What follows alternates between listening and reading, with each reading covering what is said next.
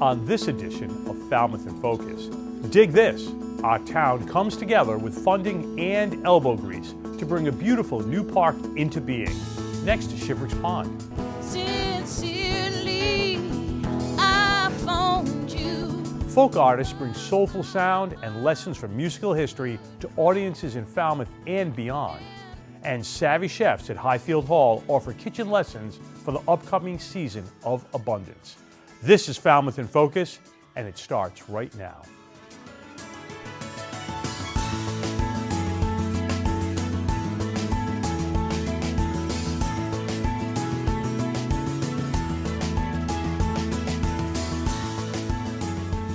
Hello and welcome to Falmouth in Focus, our bi-monthly roundup of local events and FCTV member engagement with the community. I'm Michael Kasparian. And I'm Eileen Preston. All that's coming up. First, though, let's talk about what everyone's talking about, the housing crisis. But let's get specific and talk short-term rentals. That's defined as renting a property for 31 days or less. Smartphones and social platforms have made it easier than ever to connect property owners with short-term renters. And startups like Airbnb and Vrbo have exploded in size, becoming very popular, true corporate players. And what that means is that the option to rent out a house for a week or even just a weekend has exploded. And that's taking a big bite out of the supply of year-round rental housing. Select Board member Doug Brown, himself a rental property owner, is concerned our housing crisis is being exacerbated by these companies. That's why he worked to form the Short-Term Rental Working Group to review bylaws and regulations. Let's listen to Doug Brown explain his concern now. I went to visit my daughter who lives in Virginia, and we decided to get an Airbnb in Maryland. So we're on the way down, making our plans to go, and I'm looking for Airbnbs. And there was quite a lot of them, but almost half of the ones, and there was hundreds on this in this area, but almost half of them were owned by one corporation. And it got me thinking, wow, that could easily come to Falmouth. What we're used to here is, a person owns a house and they want to rent it for part of the summer. Everybody needs a little extra income here. It's hard to get by. So certainly I don't want to curtail that, and I want to make sure that we're managing them correctly. But I really am scared of having a big corporation come in and buy up swaths of land and turn our whole community into a big profit margin. The working group also asked people in attendance to explain their concerns. One NBL science worker spoke of her colleagues' desperate need to find housing and explained that many rentals are not registered with the state and they're not inspected. We have people who might rent a winter rental for 9 months and then need to find summer housing. Often people are at a point where they need to start looking for housing that's 45 or 50 minutes away because that's what they can afford, is off the bridge now. I have friends who live in a winter rental and their rent, if they were to stay there, would triple in the span of a month. And then some of the, regulating or doing inspections prior, I think, would really help the problem, just based on some of the places that people find online too that would be local. I know friends who have toured places that have been a walk-in closet that they've had to live in, or no bathroom in the house, or no place to cook a meal. So these are all things that we're seeing that would be hard to address, and I'm sure these are not listed and that's why they're happening, but this is definitely part of the problem from our perspective too. Another concern was raised by a few Falmouth homeowners whose homes near these rental properties are finding the traffic, the noise, the parking, and the partying way out of control. We have an issue with one neighbor who has been told they can have 6 people in their house. They have up to 8 times that amount, 48 people. Apparently, we have been told nothing can be done by the town. Nothing. That doesn't seem right. We got them taken off of Airbnb. We got them taken off of other local listings who they were much more responsive than the national ones. Unfortunately, we saw over the weekend they now had VRBO coming to their house and looking for a listing. They are only about the money. So, Michael, you can see that this housing issue touches everybody. And the working group is determined to study other towns along Cape Cod to see if they're wrestling with these, and maybe they have some answers we don't know about. Absolutely. I'm very aware of it. As you know, at the Chamber, we're talking about this all the time. And I think a fact that a lot of people don't know, my understanding is that there are 18,000 registered short-term rentals in Barnstable County. And you know, that accounts for more than in New York City. My goodness, yeah, we live on the coast, right? Everybody wants to rent here. So there's 21,000 homes in Falmouth, Correct. They think. And long-term, they think the numbers are around, well, registered with the state. Long-term rentals is about 3,000. Short-term, about 2,000. But those numbers are very much undercounted because not everybody registers with the state, so not everybody gets inspected. Right. So they're going to work on trying to get that fixed first. Absolutely, trying to get a handle on. The other thing we have here in Falmouth and on the Upper Cape is, you know, close to 50% of the homes in Falmouth are second homes. A lot of them are not used for either short-term or long-term rental. They actually sit empty all winter long because their owners are only here for 90 days at some time. So there's a lot of challenges, and I really applaud Select Board Member Doug Brown for his leadership on this, and it's something that the entire community needs to be engaged, pay attention to, and come up with some viable solutions. Definitely, a lot of constituencies involved in this. Absolutely, yeah. All right, let's turn something to something most people seem to agree upon, trees. Trees are a good thing, especially native ones. It strengthens the local ecology. This Arbor Day, Falmouth saw a whole lot of them go in at a new park right next to Shiverick's Pond. It's the first phase of a project that will eventually include, drumroll, a kayak platform on the edge of the pond. I know you'll like that. I will love that. To take a full advantage of the water's recreational potential. And FCTV was there for the Arbor Day ceremony to dedicate the new park, where the DPW recognized and thanked community members who made it all happen. This is not the first time the idea of creating an area of public parkland around Shiverick's Pond was proposed. Back in 1905, a wealthy summer resident named Henry Fay suggested creating a park around the pond, planted with hardy shrubs and trees, and even offered to donate the land for the purpose. Now, almost 120 years later, thanks to the dogged determination of Paul Dyer, working with the 300 Committee, the Community Preservation Committee, and the DPW, and many, many others, we are now seeing Mr. Fay's vision become a reality. Falmouth has a long-standing tradition of celebrating Arbor Day. And I am proud to say this is our 23rd year being recognized by the Arbor Day Foundation as a Tree City USA recipient. Having the status of Tree City is not by coincidence. It is through the Parks Department's hard work of preserving, planting, and caring for our town shade trees and green spaces. Proof of this is what you see here today. So far for this project, we have planted 40 trees and 205 shrubs, all of which are native beneficial species. In 2018, a working group was convened with several town representatives that endorsed the concept of the Shiverick's Pond Trail project. There's three elements to that: the park, the vista clearing, and the platform that was just mentioned. Many organizations and committees mentioned today supported the project, but I especially would like to thank the Falmouth Department of Public Works and Trees Division, who have contributed greatly to this project. The amount of work they did this week and before that was incredible. Hi, I'm Leonard Johnson from the 300 Committee, and also here we have Jessica Rittenauer and Greg Mills is here somewhere. Susie Goodman-Hallstein is here. Vicki Lowell, of course, has been our liaison to the working group. But you might wonder, how did the town of Falmouth end up with this piece of property? And I won't go all the way back to the Shivericks, as Paul could do that much better than I.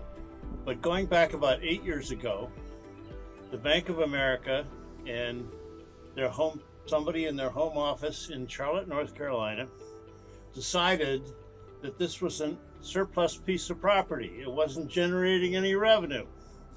And so they decided to auction it off. Now, this parcel was part of the bank property, of course, went all the way back before Catherine Lee Bates Road was here. Went all the way back from the village green to the edge here with what was then Lawrence High School. So they decided to have an auction, and the word got out, and the 300 committee decided, gee, we'd like to preserve this parcel if we could. I would ask that you take at least one of your hands and put it up in the air, okay? And if you're feeling bold, you can put both of your hands up in the air. Keep Shiverix Pond Park a safe and sacred sanctuary for all. Awaken us to the brilliance in ordinary moments. Show us goodness in this world. Make us bold. Make us fierce. Make us grateful. Help us to be wild, crazy, and gloriously free. Give us everything we need to be our best selves. Hear our prayers. Amen.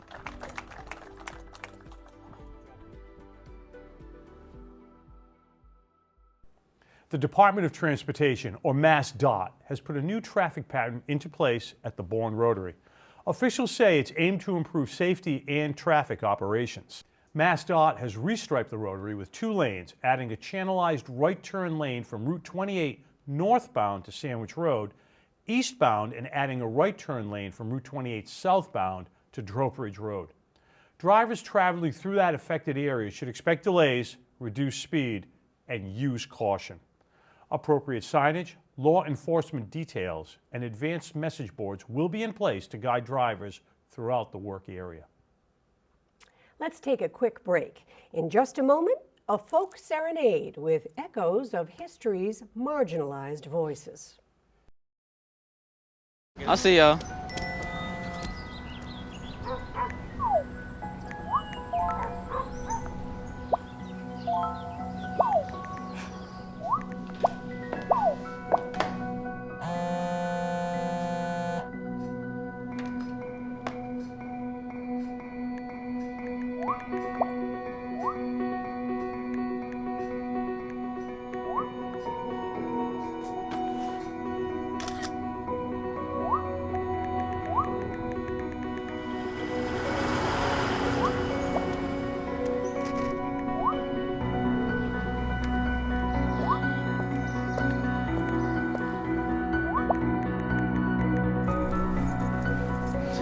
I got some batteries and 2 flashlights. What's up, champ? Flashlights, cool. I feel like you get taller every time I see you. Congratulations, Brandon. Wacoyet Congregational Church recently hosted a performance called Reclaiming Folk, celebrating people of color in folk music. The concert is part of an educational program supported by grant money from our state and local cultural councils. Here's a little sample of the sound. In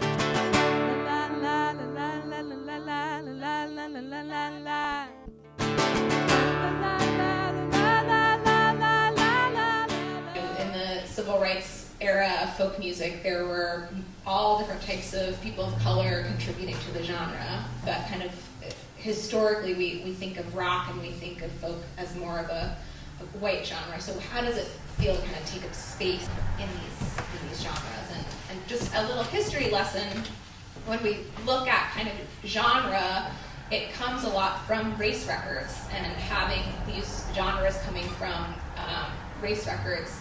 So there were certain people who were allowed to play certain music and certain people who weren't allowed to play certain music. And so genre itself is kind of a segregated concept that now we use it to describe different types of music, but historically it was really about segregation. And I think a lot of artists will say like they aren't just one genre, there's so many genres, because I don't think it makes sense to our brains to just be like, oh, I only do this one thing. I got a song here in my heart. I got a song here in my heart. I get so excited, feel so ignited with this song in my heart. I think it's a real affirmation of yourself. You're tapping into a history, a spiritual lineage of people using music to get over some very difficult situations. Singing these songs connects me to spiritual energy and also is an affirmation of reminding myself I belong where I stand, because I feel like racism is hardest to get over internally. Oh, it's been a long time coming. I know a change gonna come. Oh, yes it will. You know, every 15 or 20 years now, you see a resurgence in folk in the mainstream culture, and I think that's just because of how accessible it is to write like this. And a lot of, even though my main act is a rock band and we play electric, a lot of my writing, I say 90% of it just comes from me sitting with a guitar. So I think it kind of speaks for itself. This is how I'm going to spend my summer.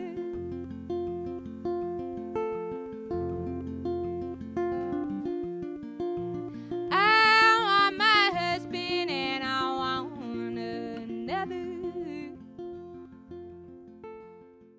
These days, there's a wide array of digital platforms to choose from to view FCTV content, both live and streaming, or recorded and on demand. We thought it would be a nice service to viewers to produce a quick explanation about how to connect. Here's FCTV's Tony Sedera.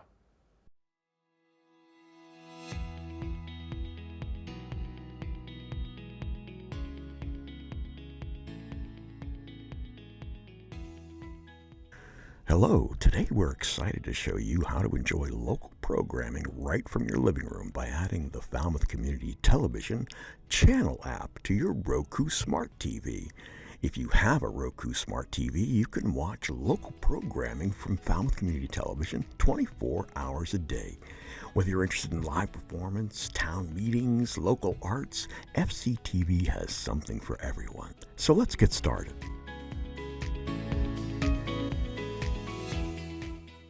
First, grab your Roku remote and press the home button to ensure you're on the main screen. Using the arrow buttons on your remote, navigate to Streaming Store and select it by pressing OK. This will take you to the Roku Channel Store. Here you can find thousands of channels to add to your Roku device. Now go to Search and select it. Type in Falmouth Community Television using the on-screen keyboard. As you type, channels will begin to appear. Once you see the FCTV channel app in your search results, use your remote to select it. On the channel's info page, you will see an option to Add App. Select this option and press OK on your remote. Your Roku device will now add the FCTV channel to your home screen. It might take a few moments to download and install. Once the installation is complete, press the home button again to return to your main screen. You should now see the Falmouth Community Television channel on your channel list. And by pressing the Options button, while selecting the Falmouth Community Television channel, you can move it to the top of your menu like this. And that's it. You're all set to enjoy all the great local content that Falmouth Community Television has to offer right from your Roku Smart TV and in full high definition.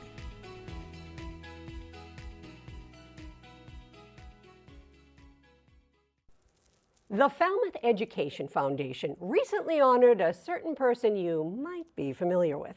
It's this gentleman right next to me, Michael Kasparian, and his wife, Daria. Together, the Kasparians are the kind of power couple any community would love to have. And they're dedicated to service, and he's pretty humble about it, too. Let's listen now to some folks around town that have a special place in their hearts for Michael and Daria.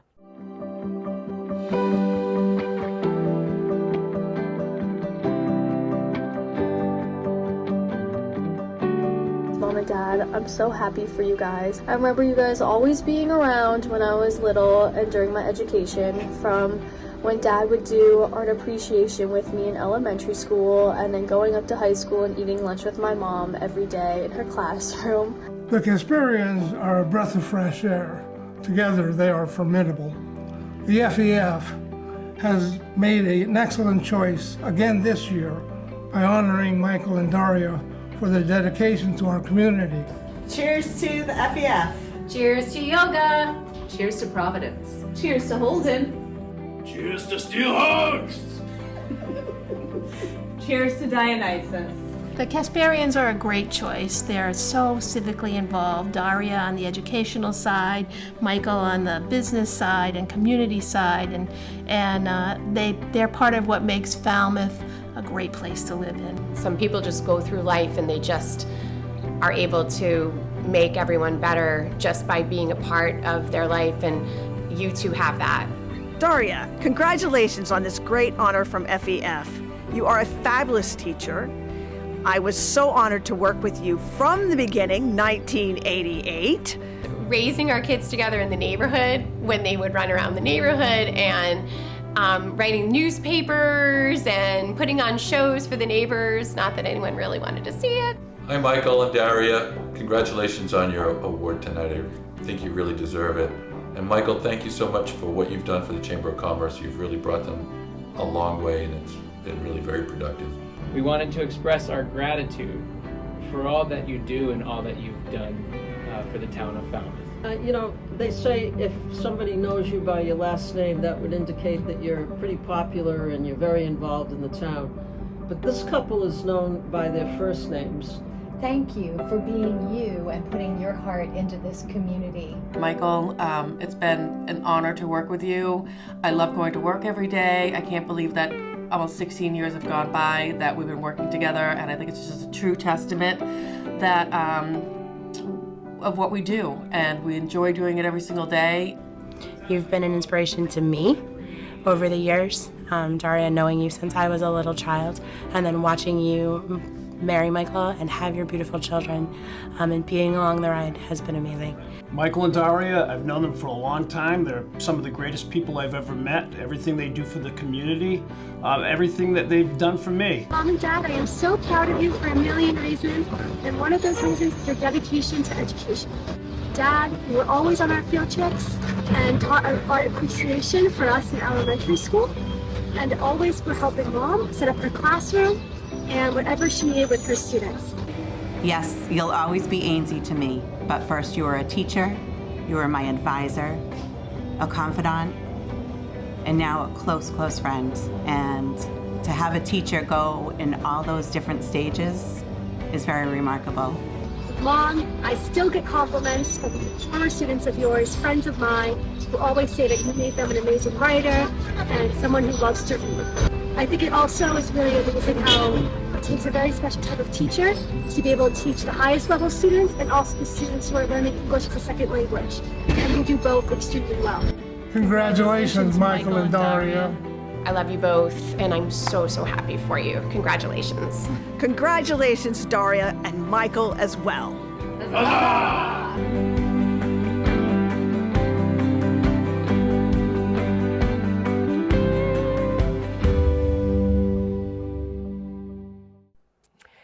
Congratulations, Michael. Well, That's thank pretty you. impressive. You're right. It was very humbling, and I think what I said, part of what I tried to say to the people who were there was like, it's really a super honor because we live in a community that is really known for all the volunteerism. So to be recognized and thanked for our volunteerism by people who volunteer themselves was really quite an honor. So we're really pleased to support the Falmouth Education Foundation. Well said as usual, Well, but you know, you have a lot to be proud of. Well, you guys are really doing I follow an my amazing wife's job. lead, so it's all good. Oh, he's a smart man. I love it. When we come back, we'll get cooking at Highfield Hall.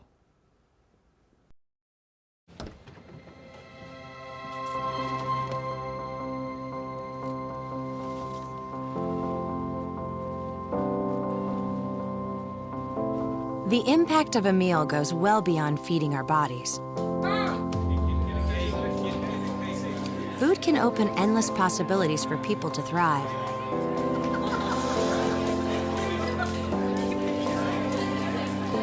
Because when people are fed,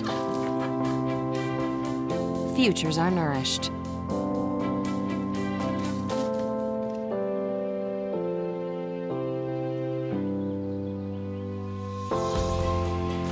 Everyone deserves to live a full life.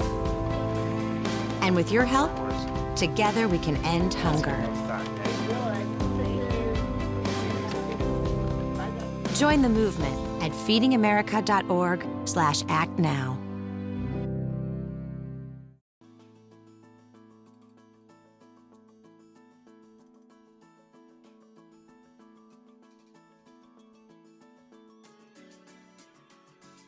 The warm weather makes it all the easier to lace up those running shoes and hit the road. And there's a lot of small races getting underway in the lead up to our big local extravaganza in August. A member of the Falmouth Running Club stopped in this week to draw our attention to one very special 5K race, focused mainly on helping women. So we pointed a camera at her and let her give us a little preview. Hi, I'm Mary Toland, and I am a member of the Falmouth Running Club for, my goodness, almost a decade. And I am currently directing the Women Run Cape Cod 5K. It is in its third year. The event is going to be held on Sunday, May 12th. This race is, dedicated to women striving to just keep moving, 0 to 100 years of age, especially the young girls, as some of our older women can be wonderful mentors to young girls and younger women that would like to continue to run and walk. The course is a 5K. It starts at Town Hall Square in Falmouth, and it runs up towards Surf Drive Beach and wraps around with a turnaround, coming back through BB Acres and right back to the town square, at which we have festivities, raffles, music, entertainment, food, just really a really nice celebration of young girls and women. One of the main beneficiaries this year is Girls on the Run. The Falmouth Running Club, on behalf of the Women Run Cape Cod 5K, will donate some of the proceeds. The Girls on the Run is dedicated to, create a world where every girl knows and activates her limitless potential. It's a Falmouth initiative. We're trying to get Girls on the Run across the Cape, of course, and Falmouth is lucky enough to have a couple of wonderful coaches and mentors volunteer their time to dedicate to the young girls in a training program this spring. Once again, the Women Run Cape Cod 5K is on Sunday, May 12th, Mother's Day, at Town Hall Square. Registration starts at 6:30 a.m. The race starts at 8 o'clock, so come on down. Please come down and cheer on our walkers and runners or participate.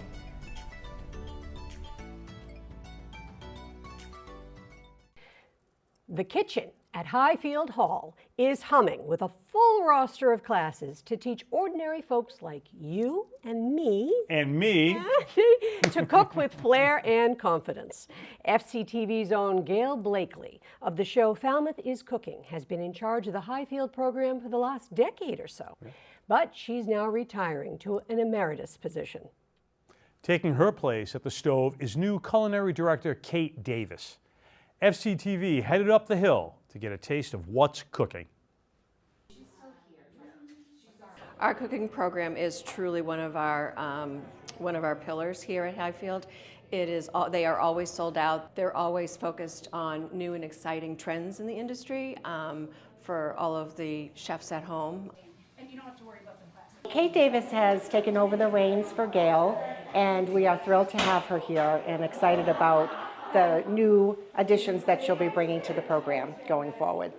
We're going to start our chicken in the sous vide. This is the displacement method. The water, the pressure of the water will just force the air out of it. Kate has just been an amazing breath of fresh air to bring into the program and just have a different flair than Gail. So it's still, we'll be passing the torch on this wonderful program, and Kate will just certainly pick up where Gail has left off. Yum, yum, yum, yum.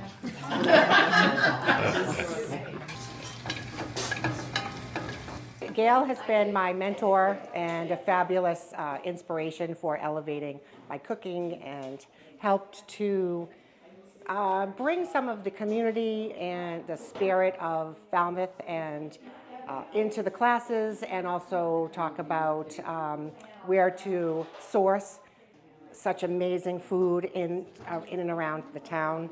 She's been a big advocate for promoting local and small business. So hats off to Gail for doing that. And we will miss her, but she will still be here as our Director, Culinary Director Emeritus. Thank you. It's wonderful to be part of a community resource and to, follow in Gail's footsteps. She's done a wonderful job growing the program, and I'm honored to be a part of it.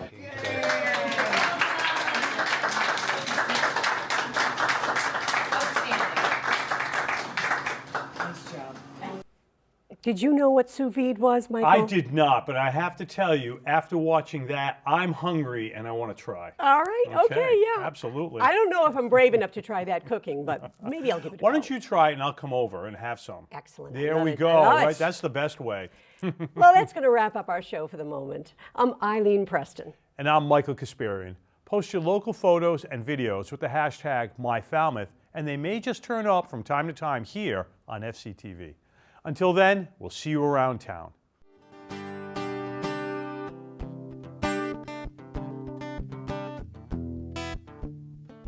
I see you with your feet in the sand. Gotta tell you why I can't understand. 6 more weeks till we say goodbye. Just give me a wave and tell me it's all fine. All dressed up and nowhere to be. Gotta leave home, gotta hit the beach. Stay all day, we don't care at all. We don't need to worry till we hit the fall. All dressed up and nowhere to go. Get them all wet, get some drier clothes. Right there, we're more than friends. Call me up tomorrow, do it all again. I gotta learn from the afternoon.